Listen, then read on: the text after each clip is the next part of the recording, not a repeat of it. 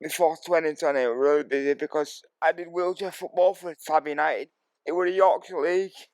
We did all cup matches, league matches. It was most weekends because we had to train on Saturdays and then play on Sundays. We all gelled together as part of a team and it was really good. And that went on for a number of years before COVID happened. And I was seeing ticket holder for Rhinos because Rhinos were my passion. I used to see my cousin every weekend and watch football together, chill out together, go out together, and I used to have a really good life. And to take that away was just, it was awful. I first heard about COVID on the news. They weren't really sure what it was at first because they thought it was cold or a flu or a normal thing, but they want a cold, it was like this virus thing. I didn't understand it at first, and then I'm like, you've got to isolate. I was vulnerable, not as vulnerable as as these people that I live with, because you know what I mean. I was scared they wouldn't get it. It was scary.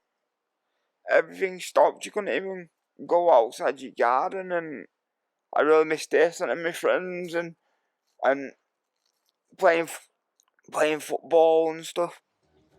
I think at first it was okay because sunshine was blaring. You could actually sit in your garden. When winter came, you really realised it were not gonna end. And then I experienced mental health. I had to talk to someone on the phone about my mental health. I've never experienced mental health before as well. It wasn't face to face or anything. It was like over the phone, which didn't really help me.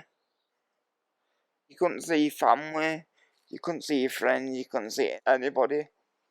We had to isolate for like about a year at first, and then it went to 2 years, and then it thought that it was never going to end.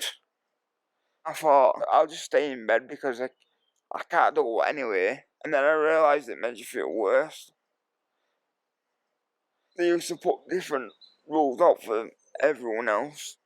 When they brought Eat Out to help out, then it got worse, and then we had to go back in lockdown again.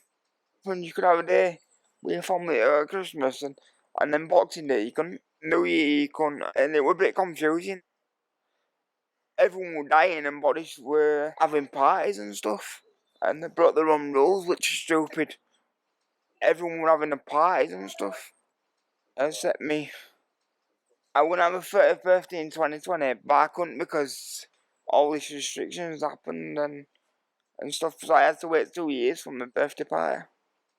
2 years. It was hard graft. It was the hardest thing I've ever been through. When I said COVID was gonna end, I thought things were a bit normal again, and then all this other crap happened. Like my dad died of cancer, and that was a hard time. My granddad passed away. Just went on holiday and he went for a lay down and he didn't wake up. So it was kind of like I went through COVID and then I went through my dad dying, and then it wasn't over for me. The football was massive to me. It stopped because we run out of money and we didn't go for like 2 years maybe. They only could let half of people in and that and that was it.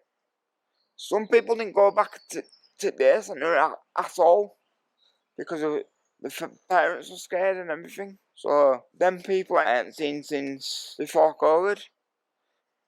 Yeah, you got to accept things what they are, because if you don't accept things what they are, then you can't move on. Life has ups and downs, because if you don't have bad times, you don't have good times, do you? And if people look over bad times, then you don't learn from them how to deal with them as best you can. You've got to take life as it is.